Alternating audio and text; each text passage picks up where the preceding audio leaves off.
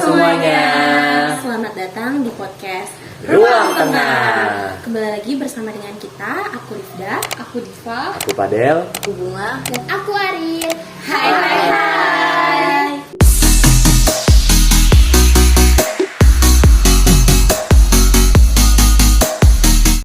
Oh ya, kita hari ini mau ngapain sih?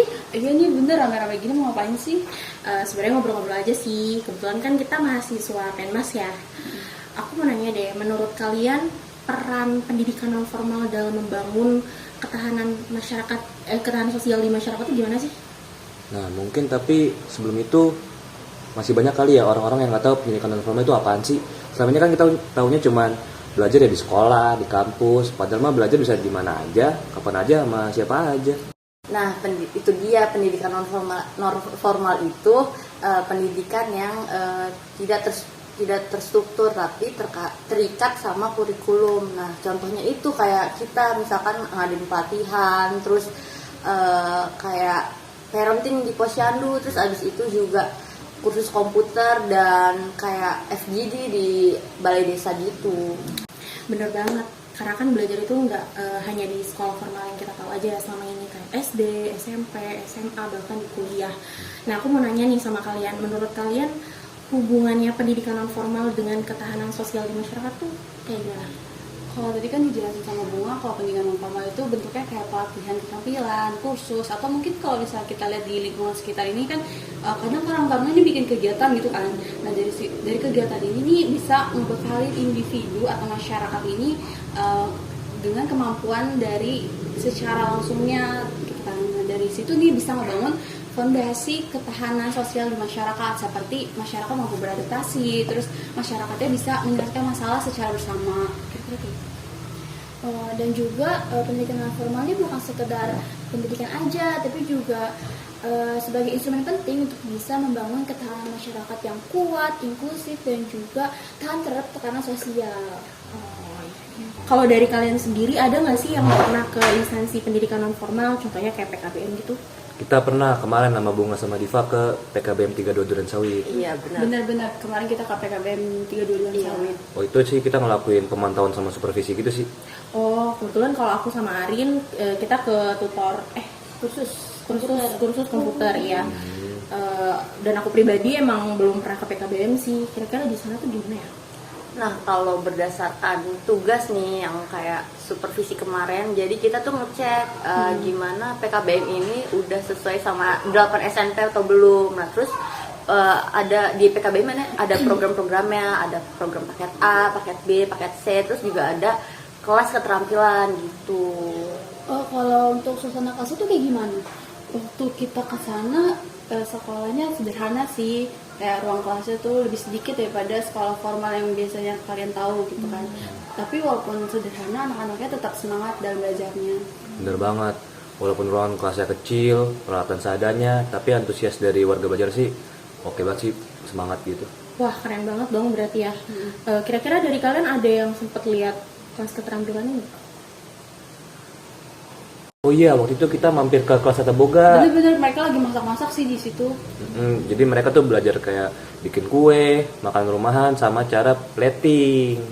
Nah, itu juga salah satu keunggulan dari pendidikan non formal karena nggak cuma diajarin teori aja nih kan, kita juga bisa turun untuk tahu nih realitanya ke masyarakat, terus juga ekonominya masyarakat gitu sih. Nah dari kunjungan itu juga kita bisa melihat secara jelas kalau misalnya belajar tuh nggak harus di ruang kelas yang mewah, tapi dengan ruangan yang kecil sederhana tapi nyaman, itu kan bisa buat belajar juga bagi anak-anak. Setuju banget sih. Tapi kita tetap nggak boleh tutup mata ya, karena kan masih banyak tantangan yang ada di lingkungan ya, baik itu fasilitas, tutor, bahkan sampai dukungan dari pemerintah dan masyarakat terkait program pendidikan non formal, terutama di PKBM. Makanya untuk pembahasan itu sangat penting buat kita bahas, karena supaya lebih banyak yang sadar dan ikut terlibat gitu untuk mengatasi tantangan tersebut. Nah, setelah kita bahas soal PKBM dan bagaimana pendidikan non formal ini hadir di tengah masyarakat, sebagai penutup aku mau nanya lagi sama kalian. Menurut kalian gimana dampak pendidikan non formal terhadap ketahanan sosial di masyarakat? Karena kan mungkin orang-orang masih ada yang mikir kayak emang belajar di luar sekolah itu ngaruh ya. Kalau misalkan jawaban aku sih itu ngaruh banget. Bahkan bisa dibilang pendidikan non formal ini sebagai fondasi awal dalam ketahanan sosial. Kenapa? Karena kan pendidikan non formal ini berasal dari masyarakat dan untuk masyarakat itu sendiri. Contohnya gini deh, di komunitas belajar yang awalnya kita nggak saling kenal bisa jadi ada rasa saling peduli, jadi punya ikatan, ada rasa satu tujuan, sama-sama belajar, sama-sama tumbuh. Dan gak jarang juga ada program yang tujuannya untuk melestarikan budaya lokal, kayak misalkan bahasa daerah, terus juga seni tradisional atau cerita rakyat. Nah, itu artinya pendidikan non formal ini luas banget gak sih pembelajarannya? Tapi kalau dipikir-pikir pendidikan non formal itu bentuknya sederhana banget sih, tapi impactnya luar biasa. Kalau misalkan kita lihat dari realitanya nih, itu tuh sebenarnya banyak loh orang-orang yang nggak punya akses ke sekolah formal, entah itu karena jaraknya, karena ekonominya, ataupun karena kondisi sosialnya. Tapi tuh mereka tuh masih pengen gitu untuk belajar. Nah dari situlah pendidikan non formal tuh hadir. Jadi tuh pendidikan non formal tuh bukan hanya sekedar alternatifnya aja gitu. Dia tuh bisa sebagai jembatan nyata untuk ngebuka peluang orang-orang yang ingin berkembang. Terus juga pendidikan non formal tuh bisa loh untuk membangun ketahanan sosial, seperti misalkan membuat masyarakat lebih tangguh, lebih solid, ataupun bisa siap menghadapi perubahan secara bersama. Oke, menarik banget ya. Berdasarkan obrolan kita hari ini, ternyata pendidikan non formal itu bisa jadi kekuatan besar dalam membangun ketahanan sosial. Intinya belajar juga nggak harus selalu di kelas, bisa di tempat-tempat lain. Dan jadi bagian dari masyarakat yang tangguh juga bisa dimulai dari ruang-ruang belajar yang kecil seperti tadi contohnya PKBM. Oke, mungkin sekian kali ya ngobrol-ngobrol kita hari ini. Terima kasih untuk semua yang udah dengerin sampai akhir. Semoga ada insight yang bisa kalian dapat. Jangan lupa share podcast ini ke teman-teman kalian semua, terutama yang peduli sama pendidikan dan pemberdayaan masyarakat. Sampai jumpa di episode selanjutnya. Terus semangat belajar dimanapun dan kapanpun. Terima kasih. Terima kasih. Subscribe, like, komen.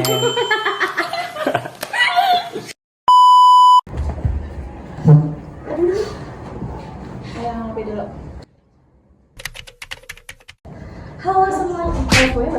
Lo aja ngomong tapi ada dulu. Halo semuanya, selamat datang di podcast Ruang Tengah. Kembali lagi bersama kita, aku Rifda, aku Diva, Aku Padel. aku Bunga, dan Aku Arien. Hai.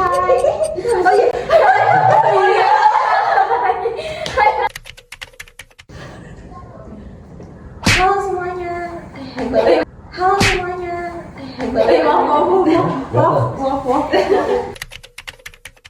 Halo semuanya. Iya kan tapi kan dia bukan ngomong, ikutan ngomong.